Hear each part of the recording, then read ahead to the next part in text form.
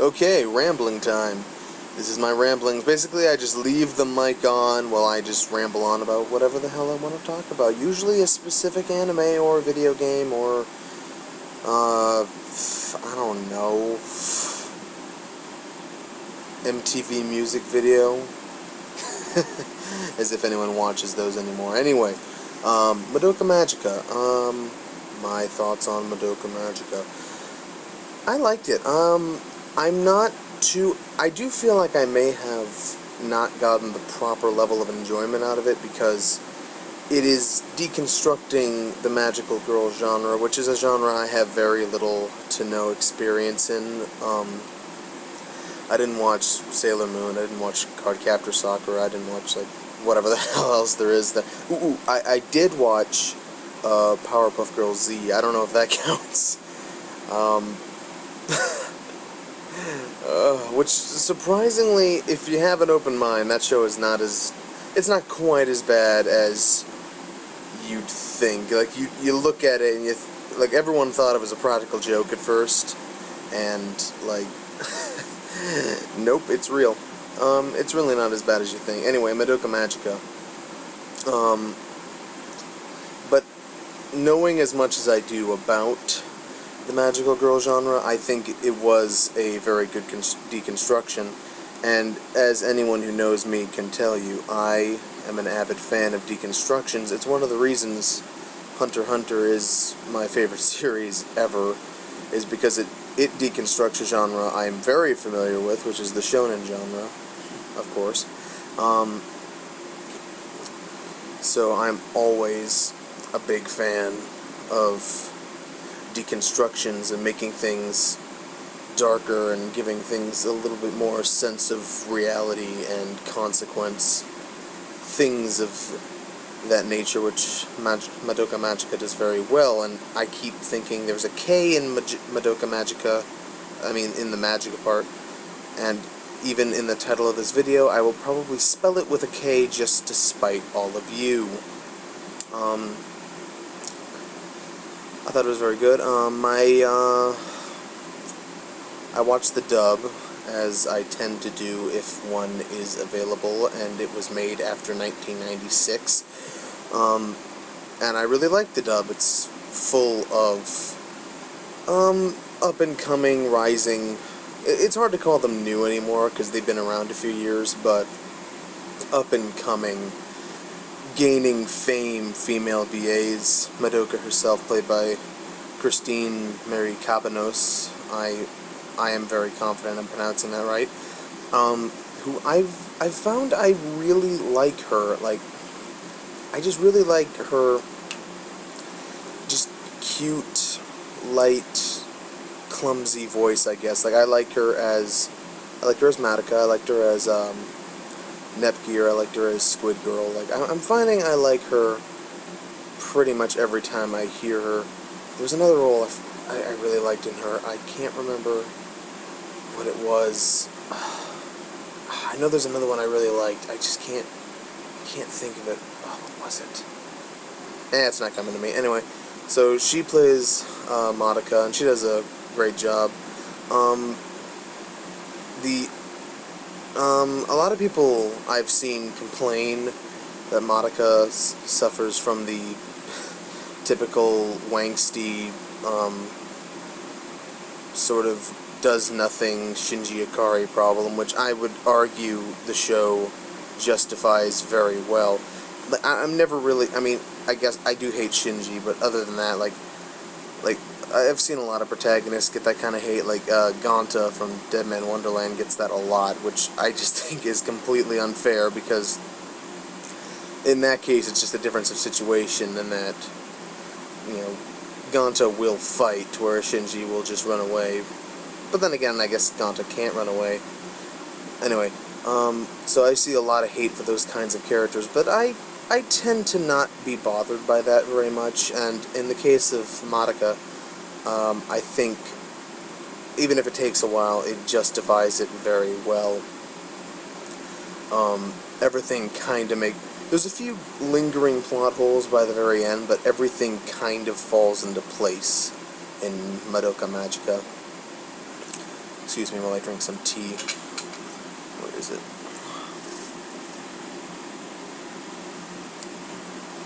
Ah, peach tea. Anyway.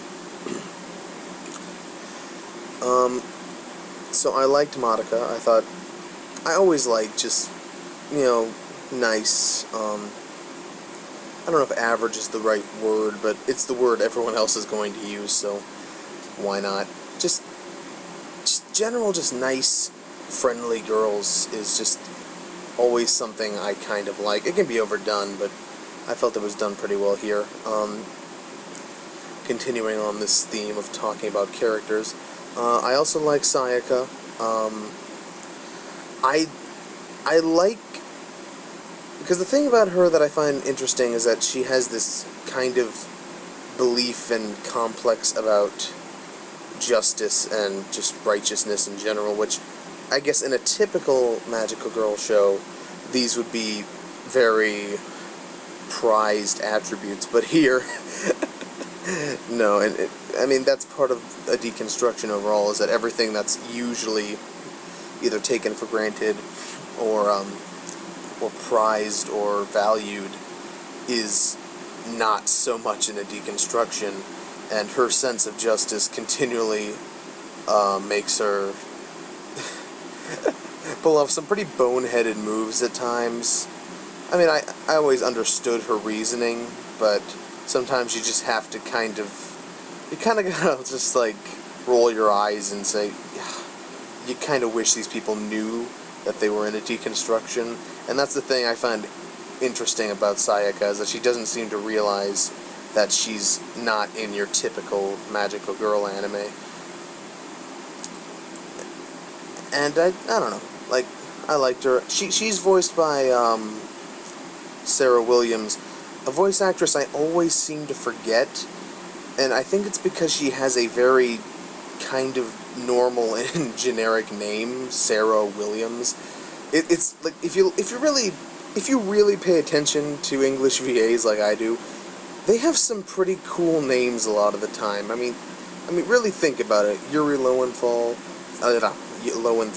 Crispin Freeman, Sam Riegel, Mika Salasad, like Xanthi Hyun.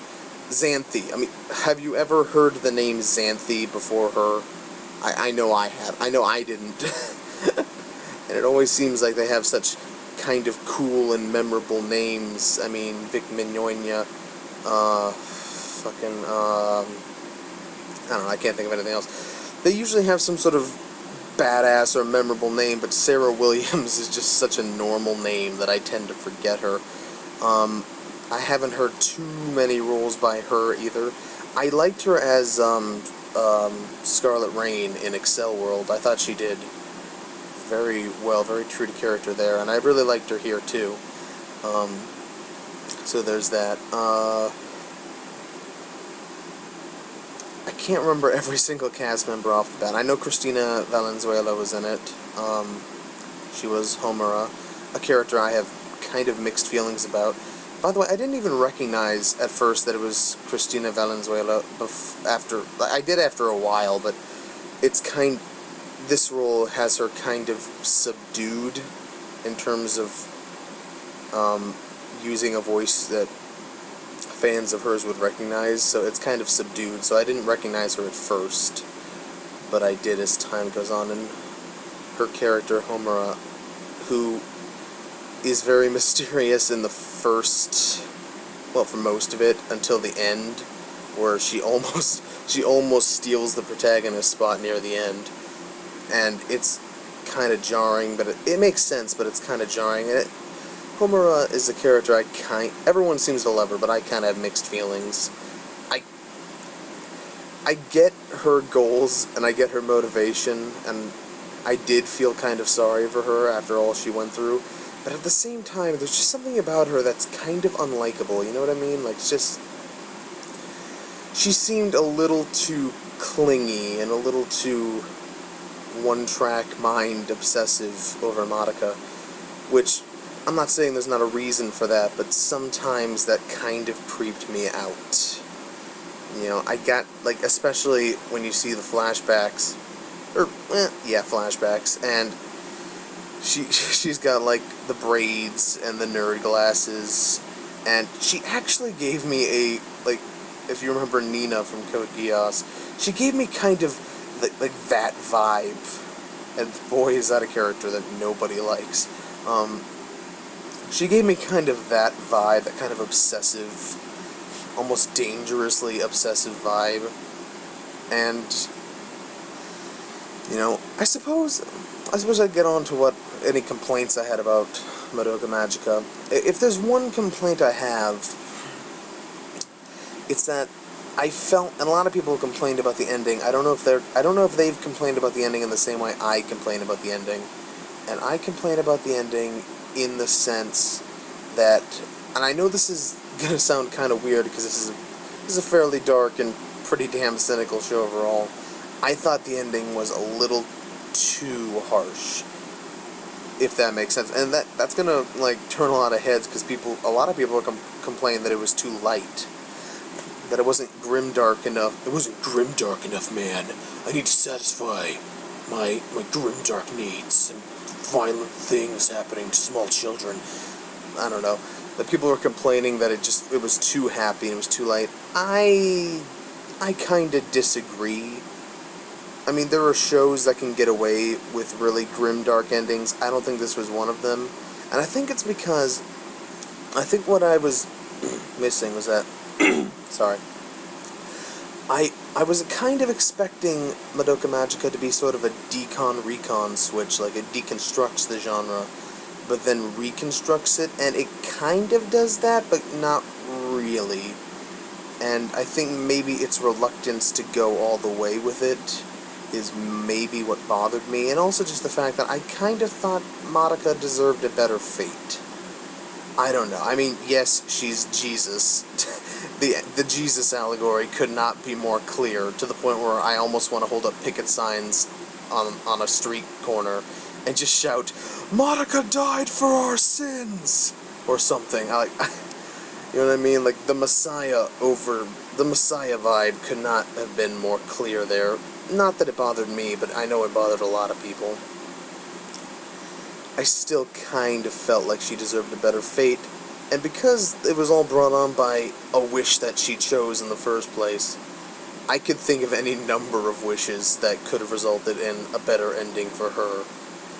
And maybe for everyone, like, I don't know. Anime was produced by Shaft. We'll talk about the animation for a bit. And one of the reasons I watched this now, I didn't watch it when it first came out. One of the reasons I watch this now is because Studio Shaft, is doing the upcoming Kagero Days anime, Makaku City Actors. Something I'm really looking forward to. So I kind of wanted to get a feel for their animation, and I doubt it's going to look very similar, because this has the intentionally sort of plush moe look to it, both to fool you into thinking it's going to be a typical magical girl anime, and to serve as a contrast to the fairly dark atmosphere that the show creates.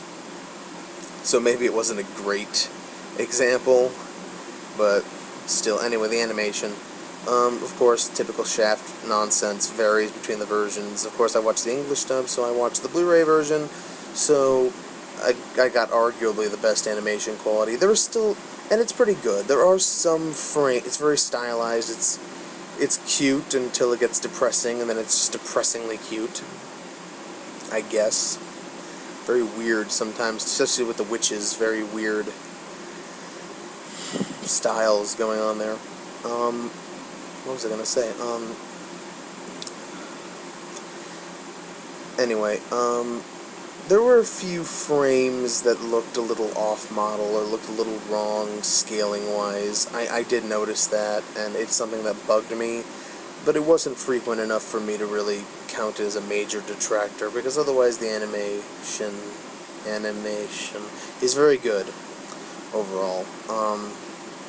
It gives me hope that Makaku City Actors will, at the very least, be pretty to look at. You know, so there's that, and it is time for more tea because my throat is really dry right now.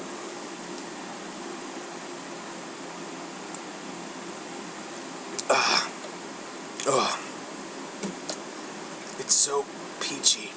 Everything's just peachy. I think it deserves the Madoka Magica deserves the reputation it has as being a great show and a great deconstruction of the genre. So much so that there may be multiple ones, but I've only seen the one. I've only read and seen the one. There's actually a college essay thesis. It's like 60 pages,